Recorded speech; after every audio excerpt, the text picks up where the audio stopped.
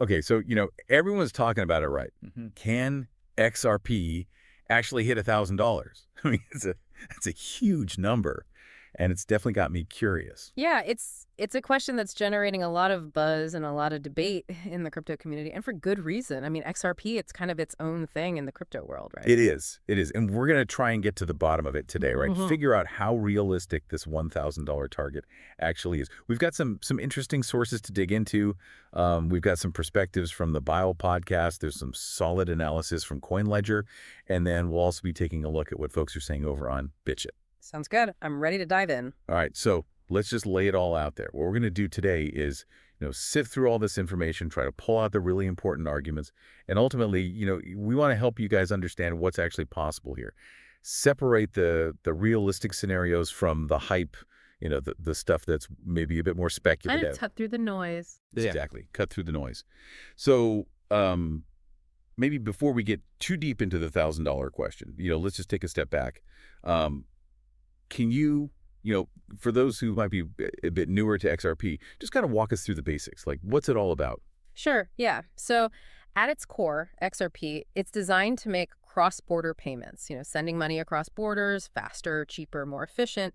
And it's native to the XRP ledger, which is something to keep in mind. It's not just a token floating around, it's got this whole system behind it. Right, right. It's not just like, buying a stock, right? There's this whole technology, this whole infrastructure underpinning it. Exactly. And what makes it really interesting, what makes it different from, say, Bitcoin or Ethereum, is how it actually works. So unlike those guys, which use, this proof of work mining model, XRP uses a consensus mechanism. And this is key because it means transactions are super fast and the fees are really low, which, makes sense when you think about its purpose, right? Payments. Right. Yeah, and I think everyone can relate to that, right? You've ever tried to send money internationally, it can be such a pain.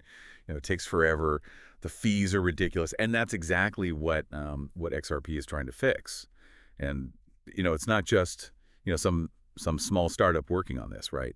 We've got Ripple, the company behind XRP, and they've been actively partnering with real banks, real payment providers, trying Yeah. to make this happen. Yeah, and that's one of the things that gets people so excited about XRP, right? It's its potential to actually change how the global financial system works. These partnerships, they lend a lot of credibility and they also fuel a lot of the speculation, right? When Yeah. you see big banks getting involved, people start thinking, okay, maybe this is the real deal. For sure. For sure. Okay, so we kind of set the stage, right? We've got this cryptocurrency with a real purpose, some big players backing it, but you know, let's get to the real question here, the $1,000 question, right? Let's get to it. What would it actually take for Yeah. XRP to reach that price? I mean, let's break it down. All right, so first, we got to talk about market capitalization, right? So the circulating supply of XRP, it's estimated to be between like 55 and 57.1 billion coins, depending on who you ask. Okay. So if each of those coins was worth $1,000, do the math. That's a lot. It's a mind-boggling number. We're talking about a market cap of 55 to 57.1 trillion dollars. Okay, put that in perspective for me, because Right. trillion, that's just, it's such a huge number, I can't even. Right. So think about this. Bitcoin, the biggest crypto out there right now, its market cap is around $1 trillion. The entire U.S. economy, the GDP, is over 28 trillion. And the global stock market, all the companies in the world, that's about 109 trillion. Wow. So XRP at $1,000, that's like half the entire global stock market. That's insane. Yeah, and that's what really underscores the magnitude of this $1,000 target. It's not just about, a few more people buying XRP. It's about it becoming like the standard, the backbone of the entire global financial system. So widespread adoption. Widespread adoption, like on a scale we've never seen before. We're talking about, governments using it, central banks holding it, major corporations, making it part of their daily operations. It would need to be everywhere. And that kind of brings us to the elephant in the room, right? Regulation. Yeah. You can't talk about XRP without talking about the SEC lawsuit against Ripple, right? Yeah.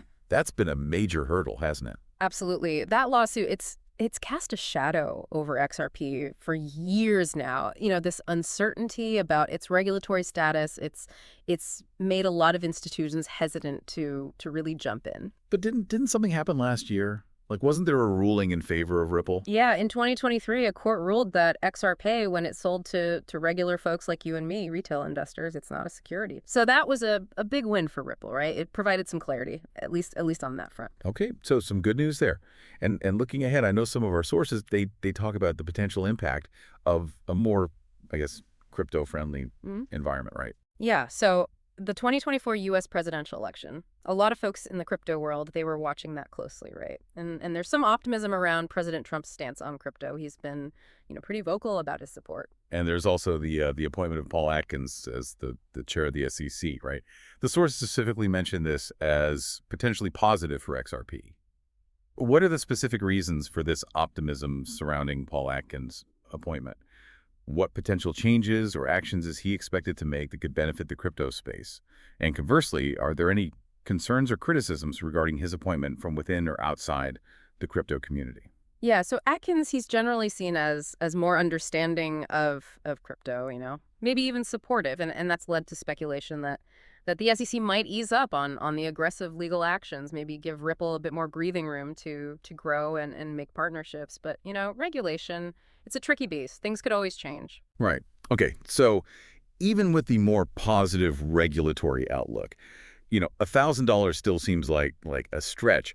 What are some more realistic price predictions that people are throwing around? Yeah, so most analysts they're saying that hitting $1,000 anytime soon, it's highly unlikely. Given the current market conditions, the market cap we talked about, it's just not feasible. So what are we talking about then? Like what's a more reasonable target? Well, if we see, those positive regulatory trends we talked about, if adoption really picks up, some analysts are saying, maybe $5 to $10 in the coming years. Okay, that's still a significant jump from where it is now. Oh, absolutely. It would be a huge return. But, some folks are even more bullish. There are some predictions out there, $50, $100, but even those, they depend on a pretty dramatic shift, right? Like the entire global financial system switching to XRP for settlements, that's a big if. Right, that's a pretty huge transformation, and it's worth noting, right? All the experts we're looking at, they seem to agree that XRP has potential, but they all stress caution, right? Yeah, the crypto market, it's volatile, it's unpredictable. There are a lot of factors at play. So, while the technology is exciting, the partnerships are promising, you got to be realistic. For sure. And speaking of volatility, I mean, we can't ignore the role of speculation, right? I mean, Yep. XRP's had its fair share of ups and downs. Yeah, I mean, remember the 2017 bull run? Mhm. XRP went all the way up to $3.84. And then more recently, February 2025, it spiked again, went over $3, but then, big correction. Right, up and down, up and down. Exactly. And that's why, sustainable growth, it can't just be based on hype. You need real world use cases, real adoption. Okay, so what are some of the things that could actually drive that real adoption? Like, what are we looking for here? So the sources, they point to a few things. First, more financial institutions using XRP, more banks, more payment providers, actually integrating it into their systems for cross-border payments. It sense. Right. Then, of course, we talked about regulation, clear, favorable regulations. That would be huge for investor confidence. And then just this overall, optimism around crypto-friendly policies. If people feel like the government's on board, that could really drive investment. And then there's talk about ETFs, right? XRP ETFs. Yeah. Could that be a game changer? Potentially, yeah. So as of 2025, there were a bunch of firms that had applied for XRP ETFs, right? And that suggests that institutional interest is growing, that maybe the SEC is becoming more open. And if these ETFs were approved, that would make it way easier for, your average investor to get exposure to XRP. Right, because right now it's still kind of complicated, right? For someone who's not, super into crypto, getting into XRP, it's not the easiest thing. Exactly. And then there's, the actual use cases, the companies that are already using XRP. You've got Santander, they're using it for their international money transfer platform, OnePayFX. And there's been talk of Bank of America using Ripple's technology internally. Right, so proof that it actually works, that it's not just theoretical. Exactly. And even things like, Ripple CEO Brad Garlinghouse meeting with President Trump, getting positive comments from Trump's AI and crypto czar Davis Sachs, that kind of stuff. It generates buzz, it builds confidence. Okay, so we've talked about the good, the potential, but what about the risks? What are the things that could hold XRP back, even from those more modest price targets? Yeah, so competition, right. There are other cryptocurrencies out there trying to do the same thing, trying to solve the cross-border payment problem. And even with the positive developments on the regulatory front, the things can change. There's always uncertainty. And we got to remember, the crypto market, it's volatile, it's risky. That's just the nature of the beast. Right.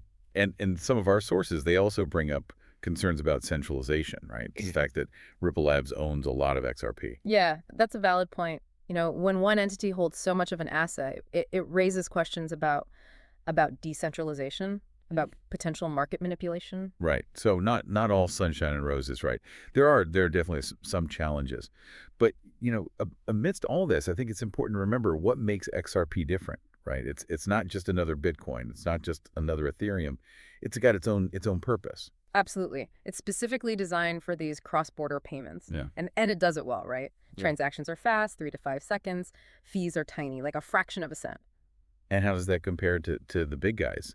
Bitcoin, Ethereum? So Bitcoin, it's the original, it's the most decentralized, but its main role is as a store of value, like digital gold.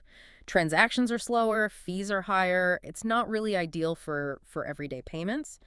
Ethereum, on the other hand, it's all about smart contracts, decentralized applications. It's got this huge ecosystem, but it wasn't specifically built for payments, and its fees are generally higher than XRP's. So XRP, it's really laser focused on this one thing, and it's good at it. Exactly. Okay, so to wrap it all up, let's go back to the big question, the $1,000 question, right? After everything we've discussed, do you think XRP will actually hit that price? Realistically, I don't think so. At least not anytime soon. The market cap, the current market conditions, the level of adoption that would be required, it's just not realistic. But that doesn't mean it's a bad investment, right? No, not at all. I mean, XRP, it's got strong fundamentals, it's got a clear use case, and there's definitely potential for growth, more adoption, more favorable regulation, more institutional interest. All those things could drive the price up significantly. It's just important to be realistic about expectations. Right, right. Yeah. Separate the hype from the reality. Exactly. So for you guys listening, we've thrown a lot of information at you today, but we want you to think about it, right? Think about the technology, the regulation, the market, everything we've talked about, and ask yourself, what level of adoption do you think is actually achievable for XRP? And how would that impact its price in the long run? It's a really interesting question, the interplay between this amazing technology and the realities of the financial system, the politics, all of that. And if you want to dig deeper into this stuff, check out the Bile podcast, Yeah. the coin ledger analysis, the stuff on BitChit. There's a lot of good information out there. Yeah, it's a fascinating topic, and it's always evolving. It is. It is. Well, thanks for joining us today for this deep dive. Until next time, stay curious, stay informed, and keep exploring the world of crypto.